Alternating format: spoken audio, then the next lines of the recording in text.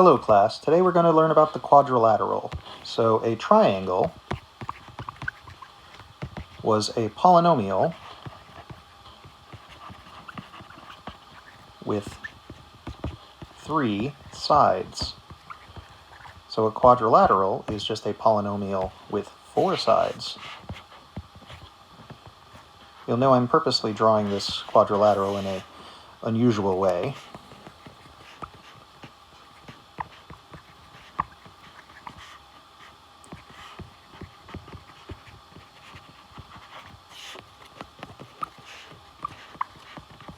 So if it has 4 sides, there are different properties that there would be inside of a triangle. One of the properties we're familiar with in a triangle is that the 3 angles, angle 1, angle 2, and angle 3, have to add up to 180 degrees. Angle 1 plus angle 2 plus angle 3 is equal to 180 degrees.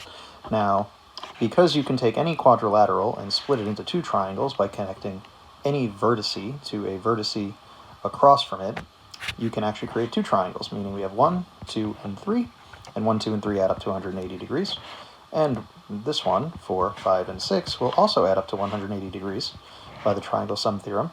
So if you were to add 1 plus 2 plus 3 plus 4 plus 5 plus 6, one of the little features of any quadrilateral is that the sum of the angles of a quadrilateral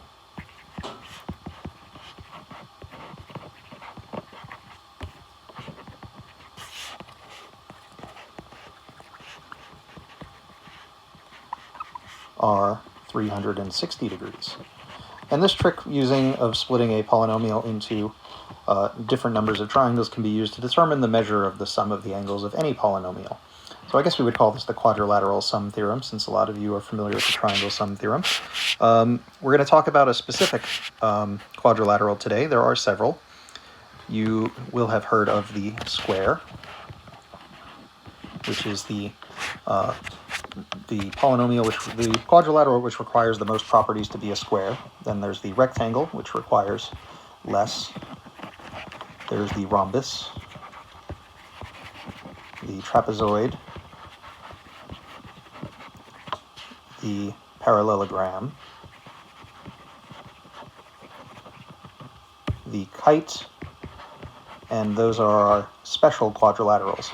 Today we're going to focus on the parallelogram, so we're just going to do a quick rundown of what the parallelogram is. So, a parallelogram has the property of parallelism. What I mean by that is a parallelogram is a quadrilateral, meaning a 4-sided shape with 2 pairs of parallel sides. So if our quadrilateral ABCD, this is parallelogram. I'm going to be using a rectangular looking shape, but it's a parallelogram shape. I'm going to be putting a P in it for short for parallelogram, ABCD, and they have to be written in the order in which the vertices are written in the parallelogram. Technically, we can also write this parallelogram as BCDA, starting at B, but we're going to go with ABCD. So it has 2 pairs of parallel sides, making this side, AB, parallel to DC. So AB is parallel to DC.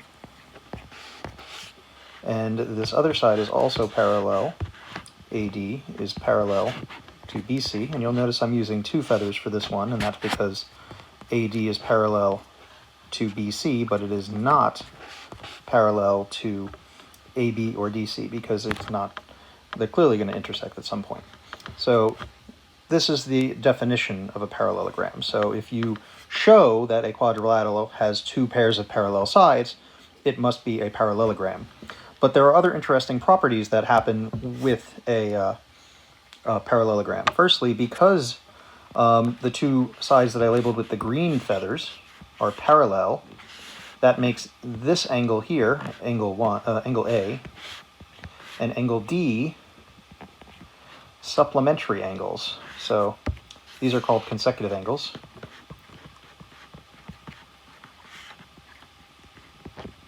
This is the first of our properties.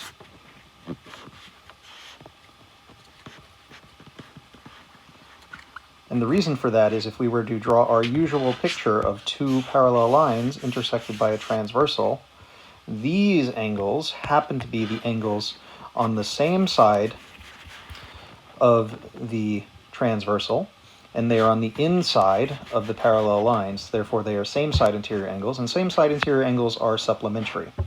Now, another reason we can say this is, we've discussed this in class, is that given the two parallel lines in the transversal, one is an obtuse angle and one is an acute angle. Therefore, they add up to 180 degrees. I mean, that's not the technically correct way to say it, but that is something we've discussed in class. So those angles are supplementary. And because the red sides are also parallel, and if we make CD a transversal, that would make angle D and angle C supplementary, which happens to make A and C congruent by the transitive property. So if A plus 180 is A plus D is 180 and D plus C is 180, then A has to equal C. So opposite angles in a parallelogram are congruent.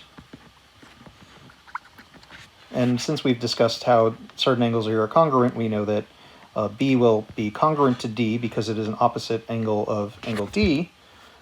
So based on the second property of the parallelogram, it's also congruent to angle D because it's supplementary to angle C, and angle D is supplementary to angle C. So one way or another, the opposite angles are going to be congruent, and the consecutive angles will be supplementary, based on our understanding of how parallel lines work.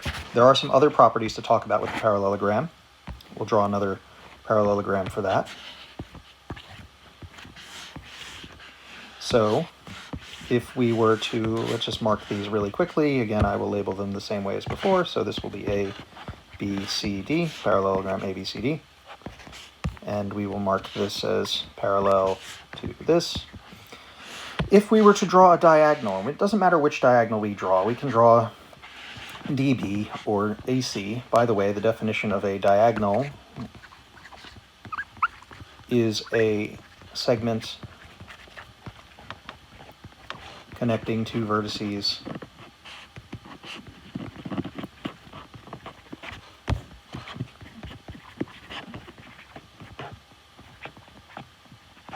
that isn't a side.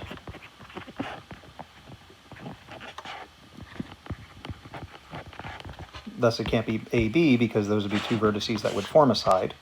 We have to connect D to B or A to C, it doesn't matter which one. And a couple of things happen. Firstly, if I were to number these angles here, 1, 2, 3, and 4, some of these angles are going to be congruent because these lines are parallel. So if we focus on AD and BC, so these sides, and use this as our transversal, angle 1 is congruent to angle 4 by alternate interior angle theorem. Okay, so angle 1 is congruent to angle 4 by the alternate interior angle theorem. And if we focus on the other two parallel lines, using DB as our transversal, 3 is congruent to 2 by the alternate interior angle theorem.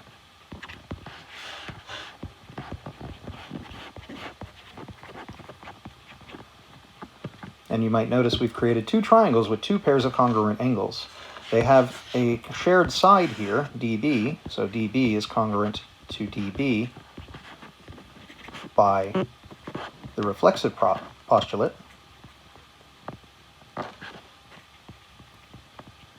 Making triangle 1 congruent to triangle 2 by ASA. And the important part about that is if these two triangles are congruent, then side AD will be congruent to side BC by the corresponding parts of congruent triangles being congruent. So by proving that the two triangles are congruent, we've just proven that this opposite side is congruent to this opposite side. Similarly, we've also just proven that AB is congruent to DC. So this means in any parallelogram, the opposite sides of a parallelogram are congruent. But similar to these two properties of a parallelogram, these are just called properties. These are not the definition. So when using these on a proof as your reason to say that something's a parallelogram, because if it has these, it's a parallelogram, you would say property of a parallelogram. So another property of a parallelogram is opposite sides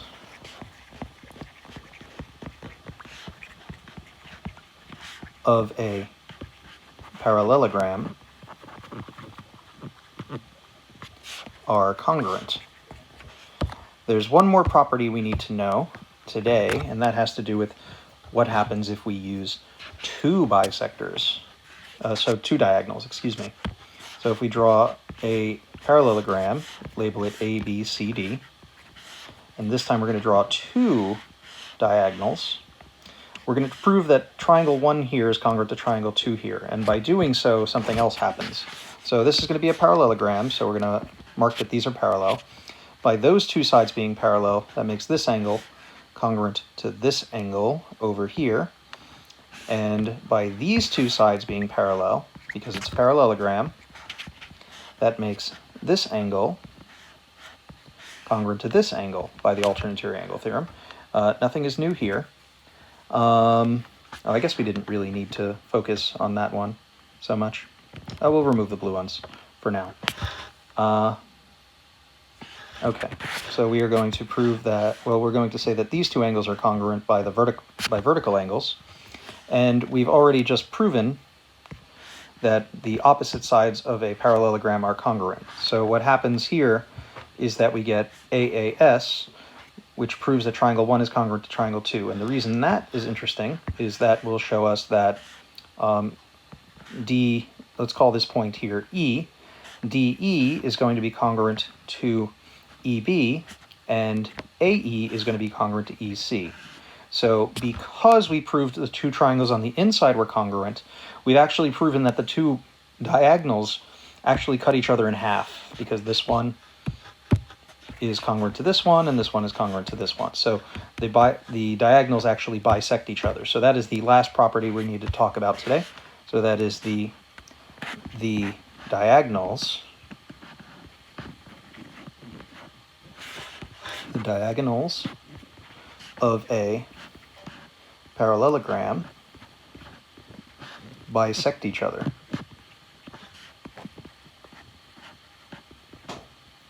All right, so there's a worksheet to work on. We'll work on it in class, and if you have any questions, make sure to ask as many questions as you need.